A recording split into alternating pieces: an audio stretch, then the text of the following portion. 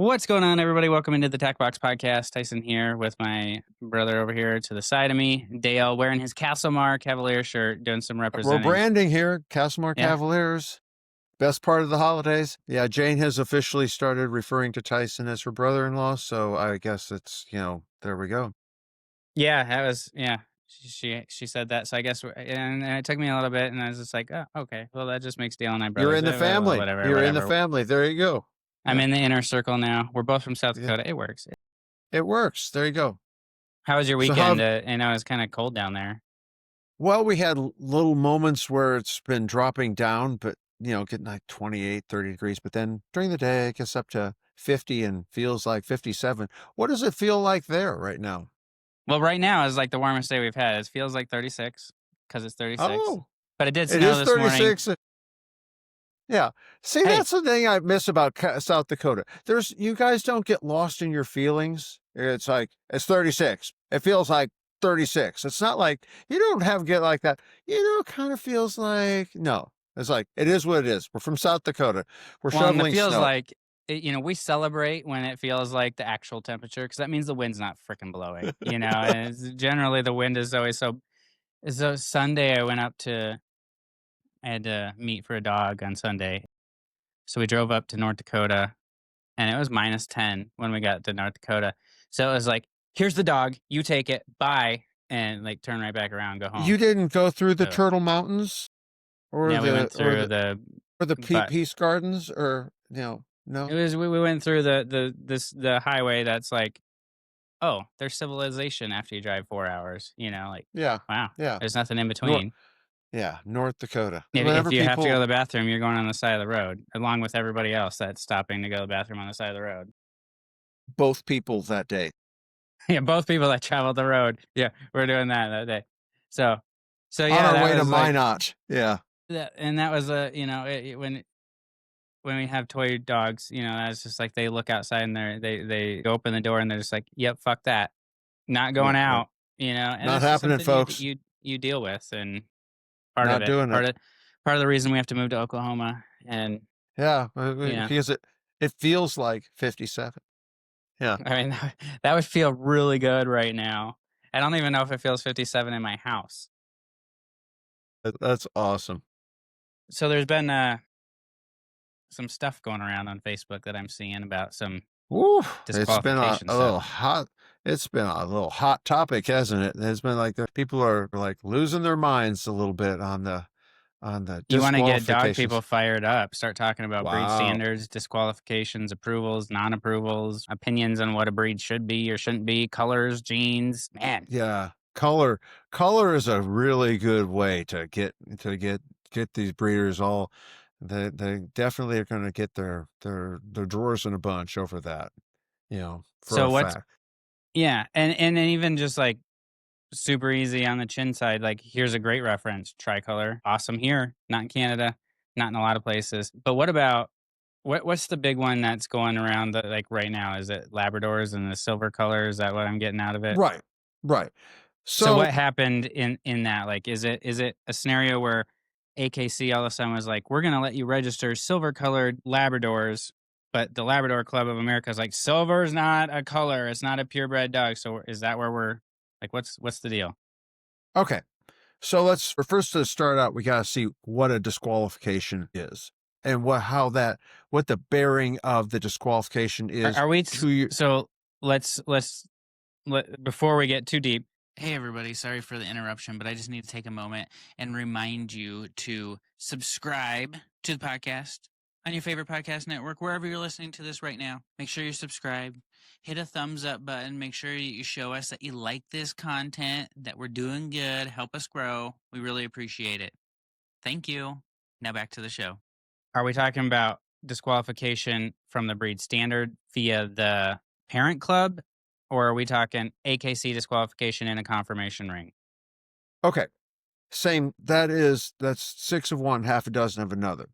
So the parent club sets the standard for each breed. And when they set the standard, they describe their perfect dog, of course.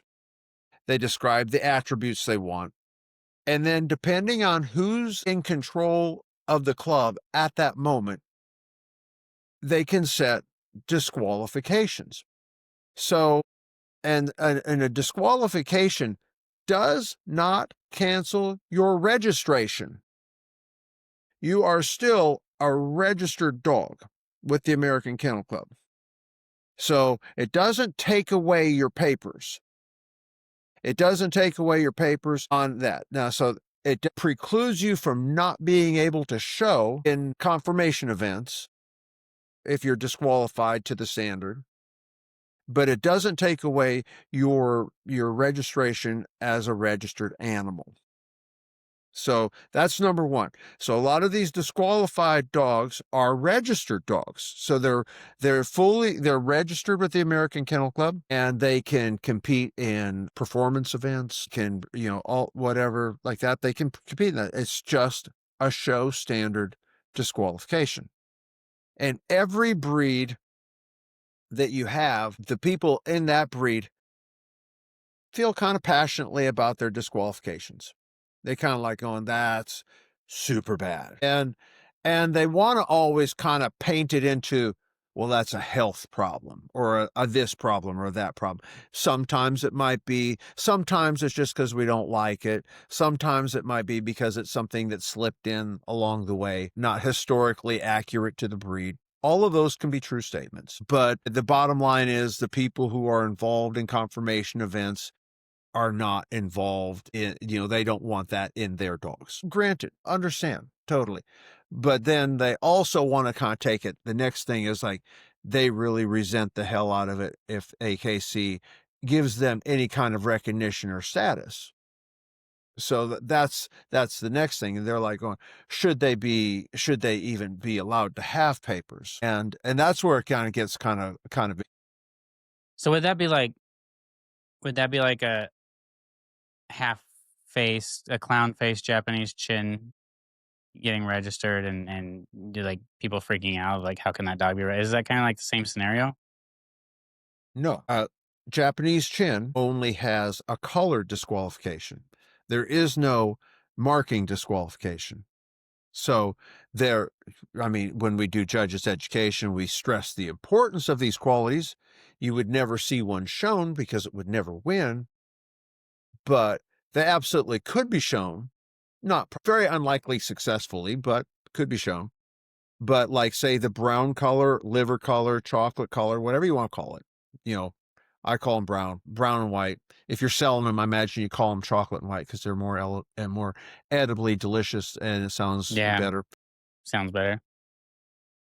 Brown and white would be a disqualification to our standard as of today, and that was recently added. Now, I will tell you, I've had a lot of chin for a really long time. You know how many brown and white chin I have seen in 42 years? One. I don't really know if it's an epidemic problem sweeping the world, really. And honestly, it's a dilute, and I've seen them. I've seen pictures of them and stuff. It's a dilute. So what happens, like what was happening with, we were talking about the Labrador Retriever Club, is they wanted to add that color as to one of the choices of what you could register your puppy. AKC wanted to add that, right? Yeah, they want to add that color as an option. Because just because you disqualify a color doesn't mean we've disqualified you. Poof, you're gone. No, because you can still do other events, right? Abso-freaking-lutely. That doesn't make them go away. It just makes them go away out of the show ring. But there are still probably people that like them and want them. And for me, like, if brown and chin were going to be, if they were being bred and people wanted them and there's a whole bunch of, I would rather people registered them accurately, where I could see on the pedigree where it said brown and white, chocolate and white, liver and white, whatever. I would want to know the actual color, because I'd rather they didn't call them red and white or whatever. And I'm like, because could unknowingly add that dilute gene in because the pedigree wasn't correct. Yeah. I mean, I would rather have the accurate pedigree. For me, that would be more important as a breeder. But let's just call a spade a spade. The show breeders they're not all nutted up because they're beating them in the show ring. Maybe they're a little nutted up because people want those colors and they're buying them, and there are people breeding them and selling them. And you know why they're breeding and selling them? Because obviously somebody wants them. If they want them, there's a market and a demand. And if people were really wanting a lot of brown and white chin, and people were wanting to buy them, and if I was, I would compete harder and say, hey, look, I got these standard colors are beautiful. And I'd compete more with that, but if they wanted the brown and white ones, well, knock your socks off, go find a brown and white one. But, I don't feel competitive to it. Let's put it this way. It's not relevant to me as a breeder if somebody wants to breed a disqualified color. I don't care. It's not me. That's a you thing. If you want to do that, party on. And if my customers fall into wanting that instead of getting a puppy from me, then I guess I sucked not doing a good job representing my dogs and the quality they were, because they obviously went with a non-standard color. I feel like, some of the people, and I can see so many avenues and probably feel a bunch of different ways myself. But I can see people like, well, the parent club isn't recognizing that as a color. There's only this many that we recognize as a purebred color. So you're going to get the people that get their panties in a bunch because this dog exists over here and AKC lets you register him, but the parent club is saying that that's not a purebred dog, and they're going to go to the end of the earth to defend what the breed standard is. But when was the last time the breed standard was actually updated or written on it too? So like, I feel there's so many different types of people. There's like, I'm going to defend the breed standard up and down, and then there's, but can you make a new color or a color that's not in the breed standard that's still healthy? Like, is there a genetic issue there? Is it a health issue? All right. Because if you can put out a healthy dog and sell it, why not? Well, so let's just talk about French bulldogs, as I qualify as a breeder judge of French bulldogs. And I never bred anything that were other than standard colors, but I was involved. I knew a lot of people that did breed non-standard colors. Is that like, is it in Frenchies? Is that like a blue color? Is like blue? Okay. Blue is a thing in there, which is a dilution G. Merle is a non-standard color. So what happens is there are colors that are either like maybe not that the people in power deemed not desirable, and when they had those colors, the people in the power said, okay, well, we don't want that. We don't want that color. That's not the color we're going to do. And personally, I have been involved in like multiple breeds that have had color battles and where they've had big fights. American Cocker Spaniels. There was a color that hit the bricks in the 90s, super popular. People loved it. Called Sable. It was pretty dog. The color was beautiful. It was fairly easy to get. You could get it in one generation. I'm sure it was probably not a spaniel color of descent. Somebody brought it in. But here's the kicker, and this is just animal genetics 101. So take it up with the chat GPT. By the time you breed 4 generations down from a cross, you're back to purebred status. So if somebody brings something in, by the time boom, boom, boom, boom, boom, you've got it bred out, it can be bred down to purebred status again, where they will basically DNA purebred. So if you do an outcross on that, and you bring something in, well, first generation's 50%, second generation 75%, generations, 80 something, fourth generation's over 90 something percent, you're back to purebred fairly quickly. And when you're talking about dogs, those generations can go like that. So sable cockers, which sable and white, they were being shown. They were not listed in the standard. They weren't defined. They didn't say, yes, you could have sable, but they didn't say, no, you couldn't have sable. So it was kind of like, 2 or more, a party color cocker was 2 or more broken colors. Well, is a sable a broken color? It's more than 2 colors. So, but there was a bunch of champions, probably over 30 something champions, and that were AKC champions. There were dogs that were winning and placing in groups dogs that were siring champions that were champions of this color. And it was a popular color. It was going well as far as for people in that color. Had a strong pet market. People liked them. I bred one and I started showing it. Well, and did pretty well. And then the parent club said the people in charge at the time didn't want the color. They managed to vote it out. They got it listed as a disqualification. Okay. That majority rules. That's that. However, everyone's going to say that it was a fixed election. It was like ballot box 33 or whatever. They're gonna. It's always going to be a conspiracy. But bottom line, didn't pass. So now it's a DQ. So you have champions, group winning champions, and they're now registered. They're still AKC. There are still AKC dogs, but now they're no longer eligible for confirmation. But we were eligible in confirmation at the time. I don't know if it's still in Canada, so they could show them in Canada, but not here. So here you go. You have a breed where you had them, and then we took them out. So it was there, but was it a true spaniel color? Probably not. Don't know it. But it was far enough. It's so many generations back now. It was irrelevant. Another breed that was kind of had that same color thing that went on. Weimaraners.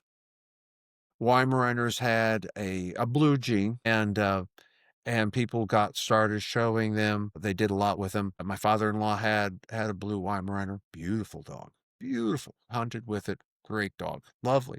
Good memories of that dog. But their parent club said, nope, no blue Weimaraners. So they took away their eligibility for confirmation events.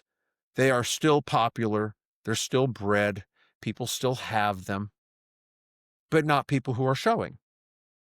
So it doesn't make them go away. And I think you have to be really careful when you ask like the AKC to the parent club's job, because it's the people in the parent club. It's your job as a breeder to promote what you think is quality and what you think people want, and to make that appealing. And if people want the color dogs and those people are doing a better job, well, then they're beating you fair and square. I mean, you need their papers taken away to be able to beat them. I mean, why is that? If you've already got the eligibility for the championships, they can still come across as more desirable with their puppies. I don't know. The another color thing that was involved was with Japanese chin. We had up until we did a standard revision, tricolor chin were not identified in the actual standard. So some of the judges would throw them out. Some of the judges would leave them in. In almost every other country in the world, they hated them, didn't want them. Now they would allow sable, but they didn't allow tri, and which was kind of crazy, but hey, it is what they did. And so we did a clarification and we added tri into our standard. But as a result, our dogs that were tri were being registered as tri instead of black and white. And dogs that, say tries were being shown. So we just made our pedigrees a whole lot more accurate, because DQing them didn't make them go away. And we felt that it was a natural color to the breed. So, there was no reason to try to hold a disqualification against them. So there you go.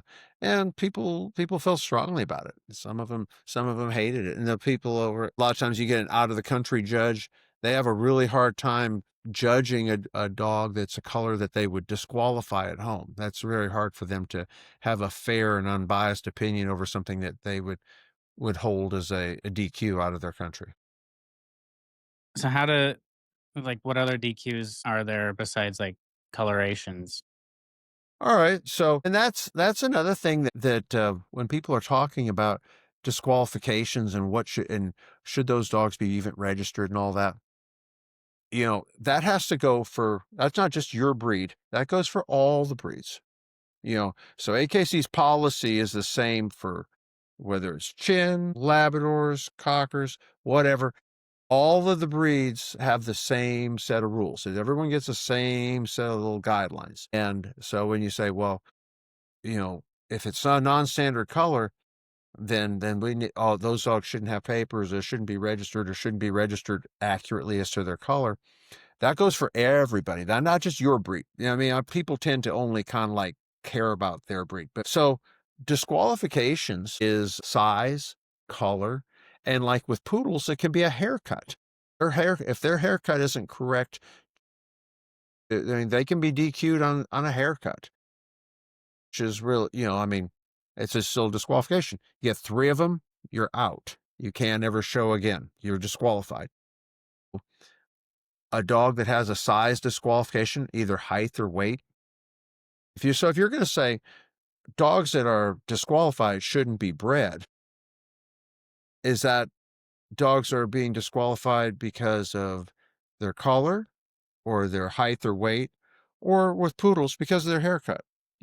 How do if you're going to paint that case scenario, how do you want to say that? Because, dog could be, you could show a dog at 6 months of age and it could weigh in or be the right height for its class. It could make a championship.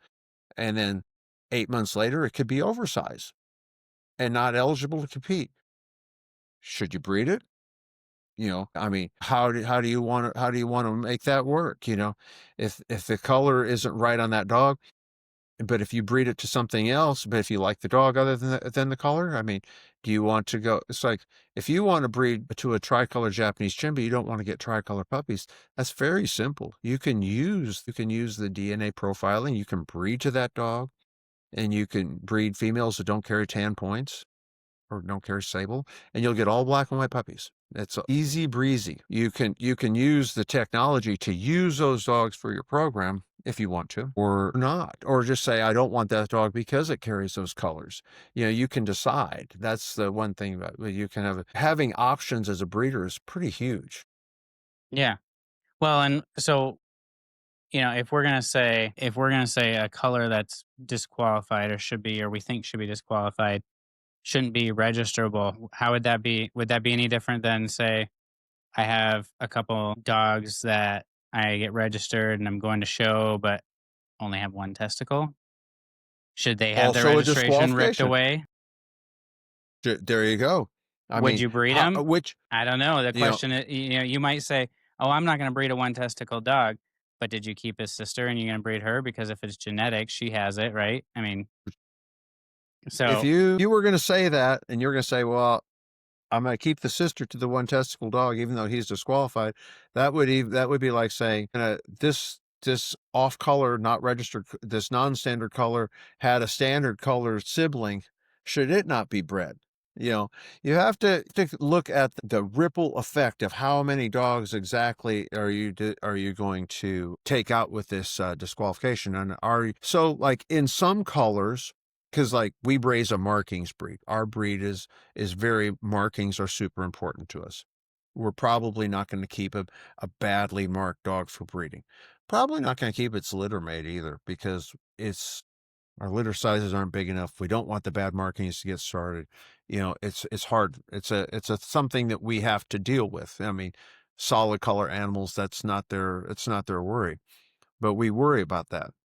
So, you have to kind of think about the overall effect of like how many animals are going to eliminate, and are we going to if we're going to throw out the DQs on color, are we going to throw out the DQs on size? If they weigh out or measure out, should they lose their papers? Should those be DQ'd? Should be taken away? Is a breeder a preservation, quality, ethical breeder? If they breed a disqualification, which disqualifications are they okay with? They can breed them on orchid, but they can't breed the oversized. They can breed an oversized, but not an undersized. They can't breed a color that's not non-standard. I guess it's kind of like, they're in a little bit of a way, and I'm very grateful for the fact that AKC is a live and let live type of registration. They're registering the dogs, and they give us the freedom to decide are we breeding for show standard? Are we breeding for performance? Are we breeding for, do we have a companion market? What are we breeding? They give us those options. There are registries in countries that do not allow their people those choices. They'll go ahead and say, if they've done 2 C-sections on a female, she can never be bred again. And the veterinarians will lose their licenses this is true in Italy. They can't breed a dog that's had 2 C-sections. They have, that you can't get a breeding paper, a registration paper on a tricolor Japanese chin in one country. So they'll all register them as black and white and send them to us. I mean, how is this doing this? What, is that really breed betterment, or are we just ducking competition? We're trying to make ourselves feel better about ourselves. Because honestly, if all my customers were like, oh, well, I really would rather have fill in the blank, and then I guess that's that'd be bad on me. I would have done a bad job of representing my dogs. And if there's that many people that actually want that color, maybe the parent club needs to evaluate that and go, maybe this is something that we need to add in. The dilutes as a whole, not as strong as non-dilutes, that's a blanket statement. And because there's lots of dilutes that are super strong, and that could be really healthy. I think you'd have a hard time convincing someone that dilute color is detrimental to health any more than saying that vaccines are the number one cause of autism. I don't see the jump. But I even think that's kind of a stretch. even at that, I think what makes a good breeder is, I know that, if you say dilutes make a less healthy dog, well, then you just don't. If you want to be a healthy, ethical breeder in what your mind would be an ethical breeder, then don't breed a dog that has dilute in it. I feel like the more we got to take control of ourselves in what we're doing, and just because maybe a dilute is in the breed standard as okay, and maybe you feel that they're not as healthy, so you're mad because everybody else is out there being able to breed dilutes, and you don't feel like well, why don't you just worry about yourself and not breed dilutes then, and be the breeder that puts out the healthy Yeah, dogs? Like, I don't know, that there you go. I feel like we see things and we're just like, well, You, I don't like that, so I gotta jump all over and tell everybody every reason why I don't like that. But what's the big how picture about of it? Like, does it better the breed? Is it making the breed worse? Like, let's look at this from a high level. There you go. It's kind of a you do you thing. I'll tell you that in our experience having bred Duluths, because we bred Duluth Cockers, and Cockers, which of course we had the Sable thing where we had champions that were DQ'd later on. Cockers also went through a thing on brown liver, chocolate, whatever you want to call it. For a while, the brown and tans were not specifically listed in the standard. They were not thrown in. They weren't not listed, but they were much the same as sable. So, you would show a brown and tan, they might excuse you. You might win, but you didn't really know because you didn't really have a clear status as to where you were. Your color wasn't there.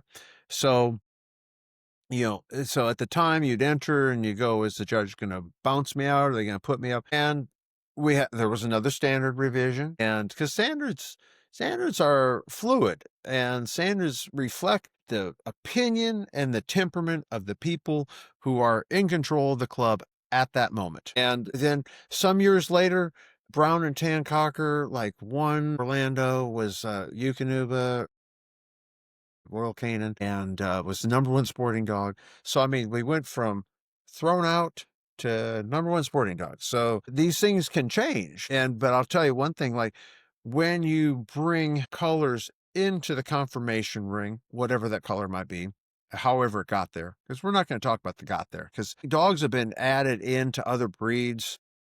It's not supposed to happen. It does happen. All breeds have pieces from other breeds that are brought in, but when people are breeding them for quality, the quality and the health get better.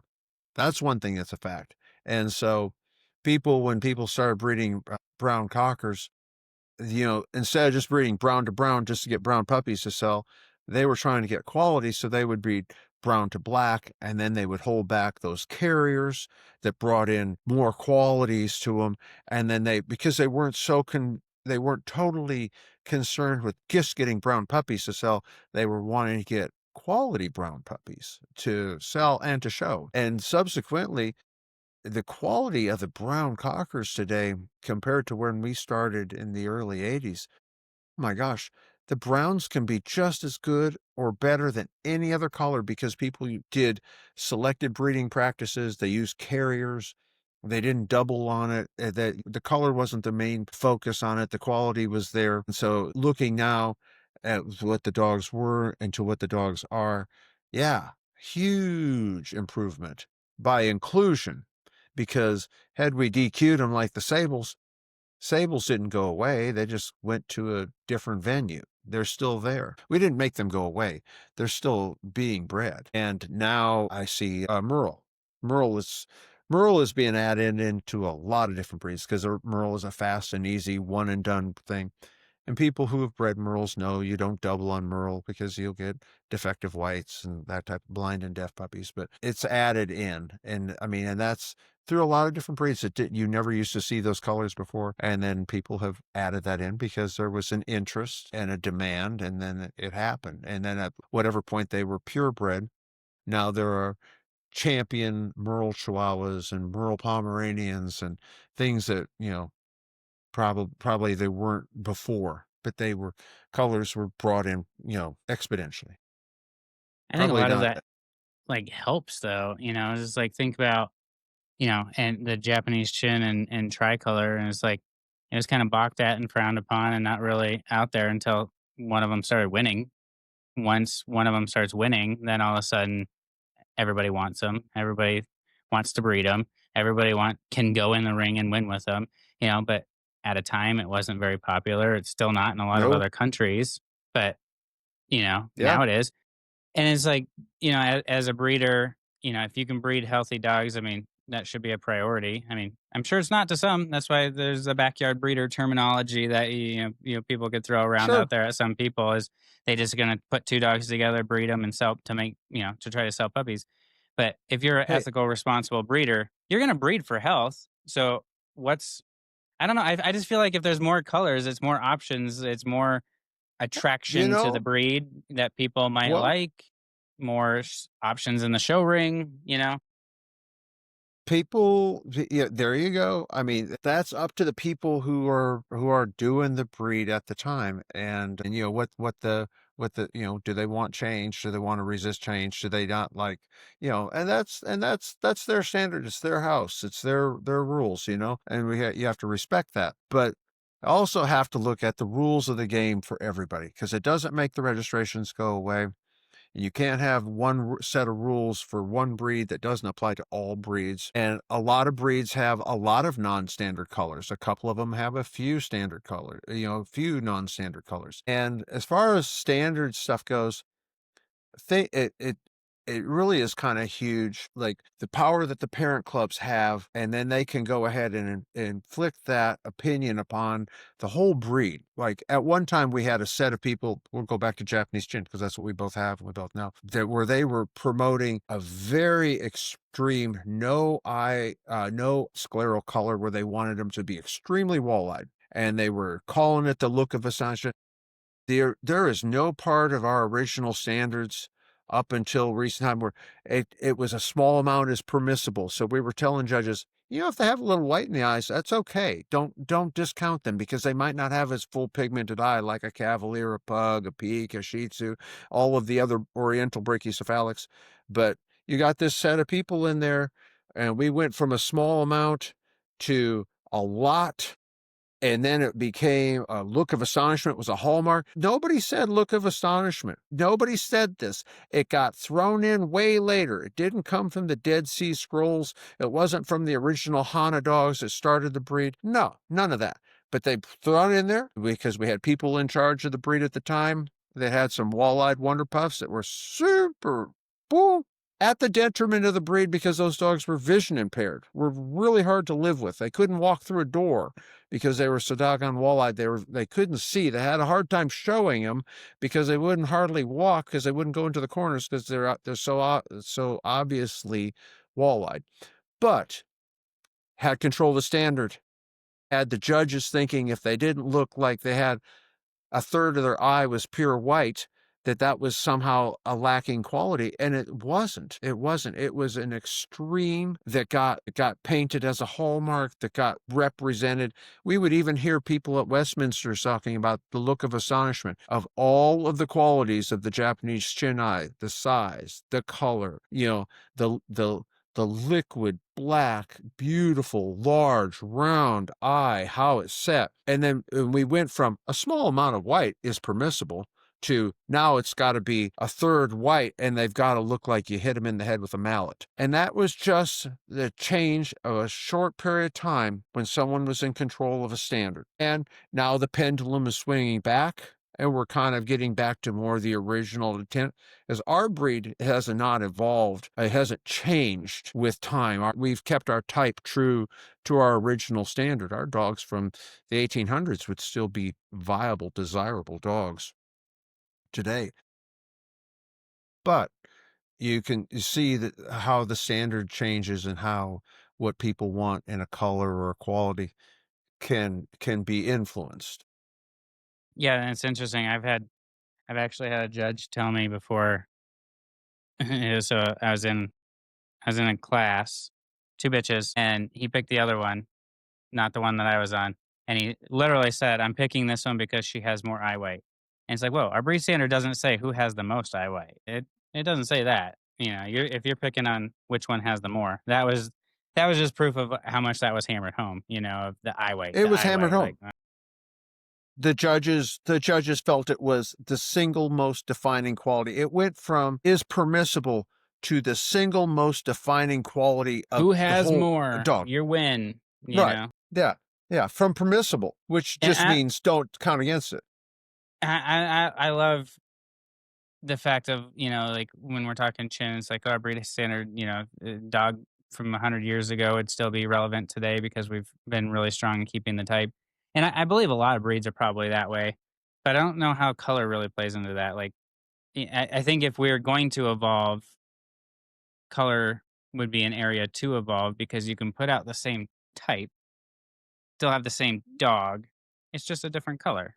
A little bit different genes, obviously, for the color genes, but I mean, I don't know. For me, it just seems like wouldn't that be the one area of the breed standard you'd want to change or allow to change if you're in control of that? Is like, let's have another I color. mean, you're gonna have to sell it to the people in the breed, whether or not they want to accept a change in their color. I mean, I personally, once it's like I have like my traditional color and markings kind of important to me. It's what I in Cavaliers they have brown and tan, chocolate and tan, and chocolate tricolor, and they were not called out in the standard as a DQ, but they were very recently, within the last couple of years, added in as a DQ. Now, if somebody wants to breed brown and tan or brown tricolor Cavaliers, knock your socks off. I don't care. That doesn't affect me. It's not my worry. Yeah, that's a you thing. That's not a me thing. But I don't think that those dogs are unregistered, should have their papers taken away. I would like them correctly identified. So I don't think that's giving them credence of being endorsed by AKC. I just would like them, if they're going to have papers and being bred, I think their colors should be accurate to what they are. So people who want to breed that color, they know what they are. And people who don't want to breed the color, which would be me, I can avoid it. And my I feel like avoiding that's it one doesn't of them. mean you have to eradicate it. I don't, I Right. think that's a different, I think there's approach. there's a place for everything. I just think Yeah. as long as it's accurately marked or accurately recorded to where if you need to avoid it or want to avoid it, you can avoid it. That helps everybody make informed decisions if it's just accurately recorded. So I don't feel like pulling papers would really benefit anything. Yeah. I mean, I know it's not a popular sentiment, but numbers don't lie. So even if you look at, because I mean, here we are all things dog, like in the eyes of the law, whether or not you breed doodles or registered dogs or registered show dogs, you're just a breeder in the eyes of the law. You have to get the same kennel license. You have to have the same zoning. You're a dog breeder. Whatever. Now, of course, the people who are breeding the registered show dogs, we think we're like way better than the others because we're just way more ethical and way more cool and so much more informed and enlightened. But in the eyes of the law, we're all just dog breeders. They don't care if we have ribbons on our dogs or not. You live in town, you have this many dogs, that's the rules. And I think that maybe we feel like we're on a higher mission and stuff with our dogs and stuff. I think we should realizing that those people got a right to play too. And there's actually a safety in numbers thing. And if they have the right to raise their dogs, I have the right to do my dogs. And the market will demand, if there's not a demand for them, they'll stop raising them. So if they have a demand, obviously there's something there that the people are wanting. And if we want to compete against them for sales, because we're not competing against them for ribbons. If we're competing for sales, and if they're beating us, then we need to do a better job. We need to do a better job educating our people, doing a better job of customer service, a better job. It's not like we shouldn't be asking AKC, stomp them out, get rid of them. We don't want to compete against them. Why don't we compete and just beat them? Just do a better job. Raise a better puppy. Be better to work with. And that'll take care of itself. Well, and think about that. Think about that in a pricing structure. So I'm just going to throw some numbers out there and paint a scenario. So if I'm a dog breeder and I'm selling my breed for $4,000 a puppy, and there's another breeder in the exact same breed selling them for $2,000 a puppy, do I have to lower my price because they're doing it? Or can I raise healthy quality dogs, sell them all day long at $4,000, have a backlog of people that want my dogs because of my reputation? If you don't want the color, don't breed the color. But if if you're selling your dogs the way that you're selling your dogs and it's going over fine and your lawn's getting mowed, like, is your lawn It really getting is. mowed when it's 36 degrees outside?